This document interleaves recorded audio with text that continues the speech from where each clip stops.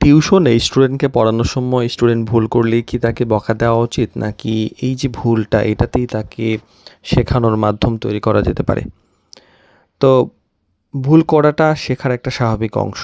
একজন স্টুডেন্ট যদি ভুল করতে ভয় পায় তাহলে সে নতুন কিছু শেখার আগ্রহটা হারিয়ে ফেলে। তাই একজন দক্ষ টিউটরের কাজ হলো শুধু ভুল ধরিয়ে দেওয়া নয় বরং সঠিকভাবে সেই ভুলটাকে সংশোধন করতে সাহায্য করা। তো টিউশন বিডি শিক্ষক, শিক্ষার্থী এবং অভিভাবক সিরিজের ১৩৯তম পর্বে আমরা কথা বলব যে স্টুডেন্ট যদি ভুল করে তাকে ইফেক্টিভলি সেটা কিভাবে কারেক্ট করবেন। তো ভুল ধরুন কিন্তু তাকে অপমান করবেন না।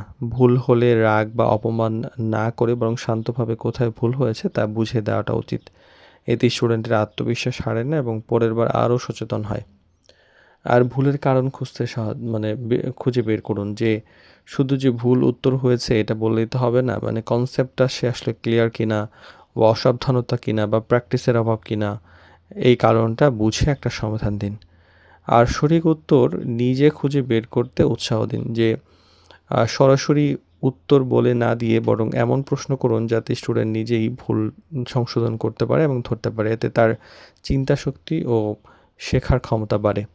তো একই ভুলের উপর মানে প্র্যাকটিস করান।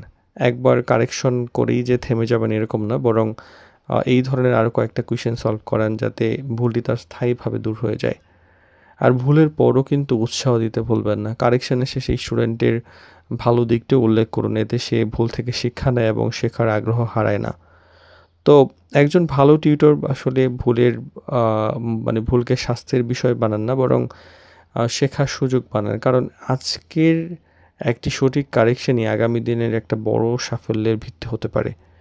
তো ভালো মানে ভুল করাটা আসলে দুর্বলতা নয়, বরং একই ভুল থেকে শিক্ষা না নেওয়াটাই আসল দুর্বলতা।